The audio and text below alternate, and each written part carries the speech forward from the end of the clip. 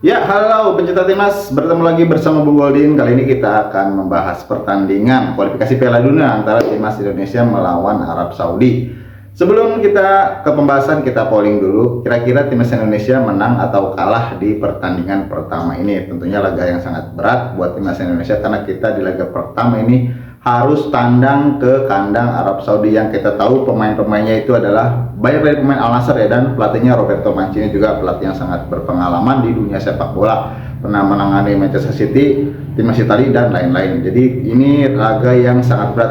Paling realistis buat timnas Indonesia menurut Bung Goldin adalah timnas Indonesia bisa mencuri poin, itu sudah menjadi suatu kemenangan menurut Bung Goldin bagi timnas Indonesia, karena menurut Bung Goldin itu laga yang sangat sulit ya. Kalau timnas Indonesia, kita sih pengennya timnas Indonesia kan meraih kemenangan, tapi kita realistis raih hasil imbang mungkin ya. Tapi kalau misalkan imbang tidak bisa, yang pasti jangan terlalu banyak kebobolan karena kualifikasi ini kan panjang, itu nanti akan dihitung, setiap kebobolan itu nanti akan dihitung walaupun satu gol, karena kita masih memiliki peluang ke round keempat ya, round ketiga apa? Round keempat.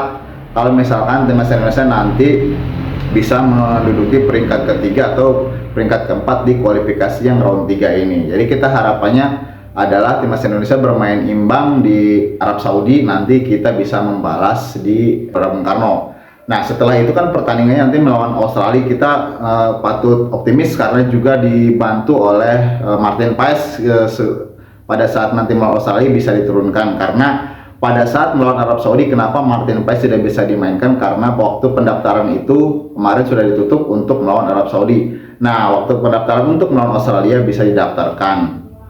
Nah, ada kabar baru juga terkait penambahan pemain naturalisasi atau pemain keturunan untuk timnas Indonesia mengarungi kualifikasi Piala Dunia itu, yaitu Max Hilgers juga dikabarkan akan bergabung nanti. Mungkin pada saat timnas Indonesia melawan Australia, dia akan datang ke Indonesia untuk melihat pertandingan tersebut sambil berproses untuk menjadi pemain keturunan berikutnya di timnas Indonesia. Jika ini cepat terlaksana, ini sangat bagus sekali untuk timnas Indonesia mengarungi kualifikasi Piala Dunia, karena mungkin Sintayong tidak akan memanggil lagi akan kalau kita tahu Sintayong adalah pelatih bertangan besi, ibaratnya saya bisa katakan seperti itu, karena memang banyak korban yang telah menjadi korban ya oleh Sintayong itu, seperti katakanlah Ramiro Makek sudah tidak dipanggil lagi, Sadil Ramdhani sudah tidak dipanggil lagi yang terbaru, dan Ostovaldo Hai, dan di U20 juga pernah ada itu Haji Haris kalau tidak salah, itu juga tidak dipanggil oleh Sintayong, karena Sintayong ini mengutamakan kedisiplinan, dia mengutamakan pemain yang